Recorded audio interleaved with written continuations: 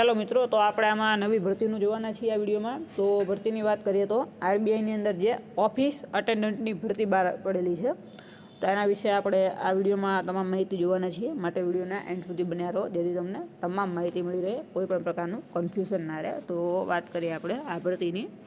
તો તમે જોઈ શકો છો, આ ઓફિશિયલ નોટિફિકેશન છે ભરતીનું. Recruitment for the post of office attendant in Reserve Bank of India, એટલે કે ઓફિસ અટેન્ડન્ટની ભરતી બહાર પડેલી છે આરબીઆઈ બેંકમાંથી. અને ટોટલ જગ્યાની વાત કરીએ તો અહીં ઉપર તમે જોઈ શકો છો લખેલી છે 572 જગ્યા છે ઓફિસ અટેન્ડન્ટની. તો નેક્સ્ટ આપણે જોઈશું આની અંદર કે કઈ રીતે શું છે બધું, ક્વોલિફિકેશન, એજ લિમિટ બધું. તો મોડ ઓફ એપ્લિકેશન જોઈએ તો ઓનલાઈન. તો ઓનલાઈન આની જે વેબસાઇટ છે, તમે વેબસાઇટ પણ અહીં જોઈ શકો છો, RBI.org.in. આ વેબસાઇટ ઉપર ફોર્મ તમારે ઓનલાઈન ભરવાનું રહેશે. હવે ઇમ્પોર્ટન્ટ ડેટ્સ જોઈએ આપણે તો ફોર્મ જે છે 15 જાન્યુઆરી 2026 શરૂ થયા છે. અને છેલ્લી તારીખની આપણે વાત કરીએ તો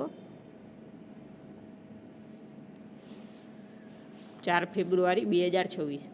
બીજા મહિનાની 4મી તારીખ છેલ્લી તારીખ છે ફોર્મ ભરવા માટેની. એટલે 20 દિવસ આપવામાં આવેલા છે ફોર્મ ભરવા માટે. હવે આપણે કંઈ કામનું નથી, જે મેઇન છે જોઈશું. તો આ તમે ટેબલમાં જોઈ શકો છો, વેકેન્સીનું લિસ્ટ છે. જો તમારે ડિટેલમાં જોવું હોય તો આનો સ્ક્રીનશોટ પણ લઈ શકો છો. આપણે શોર્ટ આઉટમાં જોઈએ તો અમદાવાદની વાત કરીએ. ગુજરાતમાં આપણે અમદાવાદ લાગુ પડશે, એટલે પોસ્ટિંગ તમારે ગમે ત્યાં આવે, એવું નથી કે અમદાવાદમાં જ નોકરી આવે. જે જગ્યાએ બેંકમાં જગ્યા ખાલી હોય ત્યાં આગળ તમને મળી જાય. તો એમાં આપણે જગ્યાની વાત કરીએ તો એસટી માટે 8 જગ્યાઓ અનામત છે, ઓબીસી માટે 1 છે, ઈડબ્લ્યુએસ માટે 2 છે, અને જનરલ માટે 18 જગ્યા છે. જો એસસી માટે કોઈ જગ્યા અનામત નથી રાખેલી, એટલે એસસીવાળાએ ફોર્મ ભરો એટલે તમને જનરલની જ જગ્યા મળશે, કેમ કે એસસીમાં જગ્યા અવેલેબલ નથી. અને ટોટલ જગ્યા જુઓ તો ટોટલ 29 જગ્યા ગુજરાતની અંદર 29 જગ્યા ખાલી છે. ઓલ ઓવર જુઓ તો 572 છે ઓલ ઇન્ડિયાની. તમારે બીજા રાજ્યમાં જવું હોય તો પણ તમે જઈ શકો છો, પણ ગુજરાતની વાત કરીએ તો ગુજરાતમાં 29 જગ્યાઓ છે આ ભરતીની અંદર, જોઈ શકો છો તમે. નેક્સ્ટ આપણે આગળ વધશું. તો આ બધું ડિસેબિલિટીનું એનું છે, તો એનું આપણે અત્યારે કંઈ જોતા નથી. આપણે મેઇન જે છે એ અત્યારે જોઈ લઈશું આની અંદર કઈ રીતે શું છે બધું. આ બધા વિવિધ નિયમો અને એનેક્શન ને બધું છે. જો આ રહ્યું એલિજિબિલિટી ક્રાઇટેરિયા, તો આની અંદર આપણે જોવાનું છે. તો નેશનાલિટી આપેલી છે ઇન્ડિયા, નેપાળ, ભૂટાન.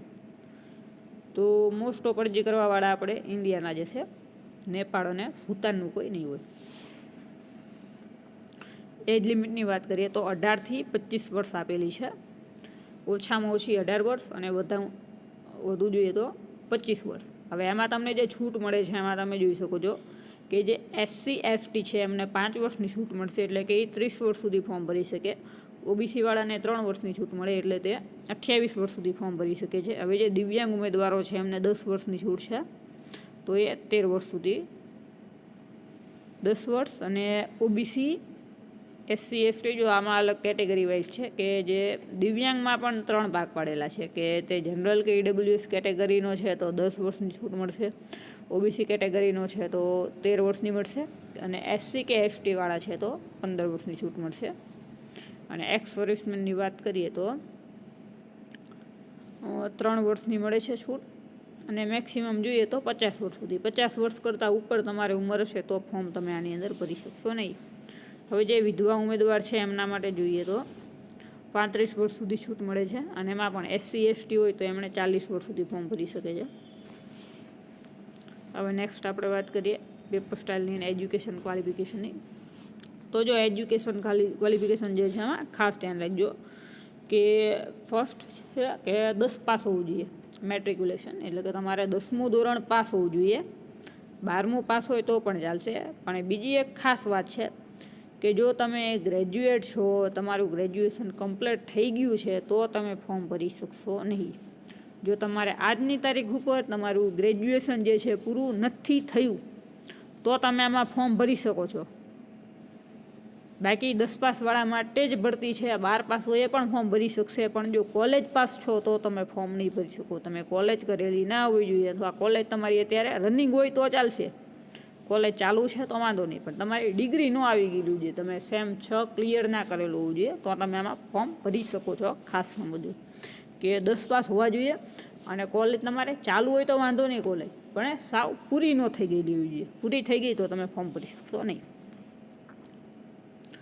હવે એક્ઝામની વાત કરીએ તો આ એક્ઝામમાં તમે જોઈ શકો છો 120 માર્કનું પ્રશ્નપત્ર હશે, અને 30 માર્કના 4 પાર્ટ હશે. એમાં 30 માર્કનું રિઝનિંગ, 30 માર્કનું ઇંગ્લિશ, 30 માર્કનું જનરલ અવેરનેસ એટલે કે જનરલ નોલેજ ને એવું બધું આવે એની અંદર, અને 30 માર્કનું ન્યુમેરિકલ એબિલિટી એટલે કે એમાં તમારે મેથ્સનું ને એનું આવશે.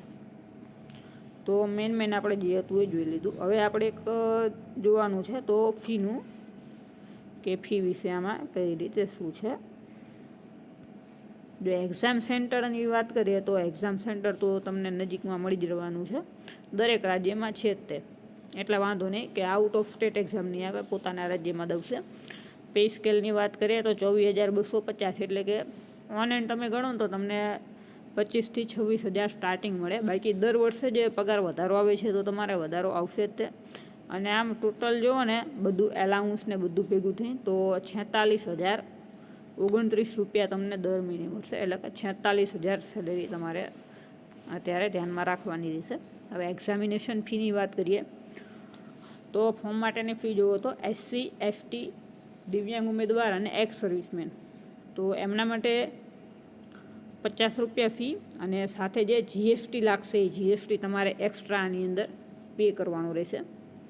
હવે જનરલ, OBC અને EWS, તો જનરલ, OBC, EWS માટે 450 છે ફી, અને એની સાથે GST જે આવે એ અલગથી ભરવાનો. અને જે સ્ટાફ છે કે જે બેંકનો ગવર્મેન્ટનો સ્ટાફ છે તો એમના માટે કોઈ પણ પ્રકારની ફી નથી. જો સ્ટાફમાં RBIમાં નોકરી કરતા હોય એમની જ ગણતરી આવે છે, બીજાની નહીં આવે.